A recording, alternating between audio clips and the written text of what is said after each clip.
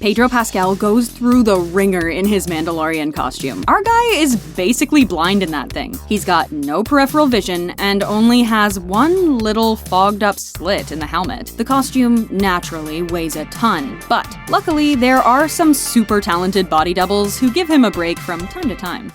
Let's talk about the first major pitfall. Yeah, obviously the Mandalorian costume looks very cool, even to the point where Pedro Pascal says it makes him feel protected, powerful, and dangerous. But the guy is blind in there. Not only does he have no peripheral vision while he's got the helmet on, but he's just looking through one tiny narrow slit that is often fogged up by his own breath. He's even said that he's so blind, if there's a hole in the floor, he's most definitely gonna be the one to fall into it.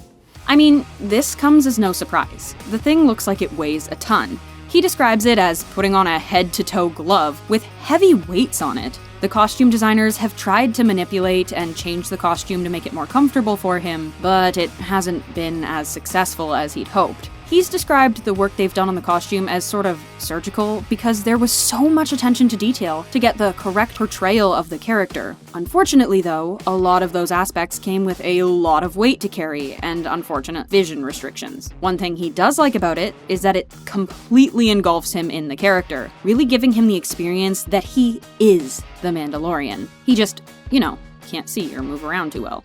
So because of how uncomfortable the suit is, he actually has two body doubles to take some of the weight off. He's got Brendan Wayne, an actor, producer, and grandson of John Wayne, as well as Lateef Crowder, an actor, stuntman, and martial artist. It's such a collective effort, and the suit ends up doing so much of the work. Due to the fact that the Mandalorian clan has strict rules saying that they can never remove their helmet or show their face to anyone, it gives a lot of room for other actors to give poor Pedro a break from his sensory deprivation outfit. Even if I can't fit into the suit, somebody can. Also, yeah, he's not always the one in the suit, but he does do every voice line of Din Djarin's dialogue. And speaking of dialogue, let's talk about one other thing Pedro Pascal dislikes about playing the Mandalorian. Well, technically, it's not about playing the character on set, but what fans ask him for outside of work. Pedro says one of the worst things a fan can ask him if they see him in public is to do the Mandalorian voice. He says it's just plain creepy and doesn't work in real life. Without the mask, it just sounds porny. He describes it as this low-register bedroom voice, and when parents come up to him and ask him to do the voice for their kids, it's just extremely uncomfortable. And the next thing I know, I'm FaceTiming with a 6-year-old who has no idea who I am because my character wears a mask for the entire show. He also says it must look super awkward for whoever's walking by because he's just like whispering to a kid. I can bring you in warm, or I can bring you in cold.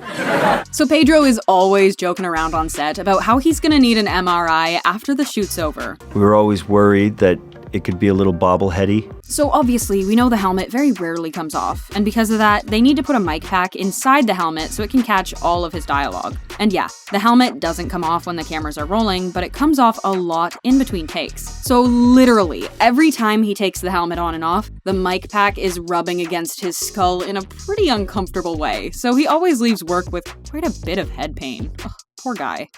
Okay, so not only can our guy barely walk, barely see, and has a huge mic pack rubbing against his skull, sometimes he can't even breathe in there. He is truly so restricted and fogged up at all times, it's hard to actually gather a deep breath under it all. It's also kinda interesting because he's so immersed in this experience because of the nature of the costume, it's kinda like this is the actual existence of someone in the Mandalorian clan.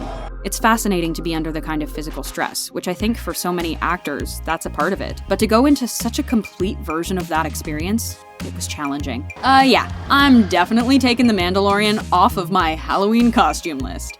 I really gotta hand it to Pedro for playing this character so well, considering he's falling into holes and looking through breath fog just to get across the set. Luckily, he's got those body doubles to give him a hand, and now we all know not to ask him to do his creepy Mando bedroom voice out in public. But what do you think is the hardest thing about playing Mando?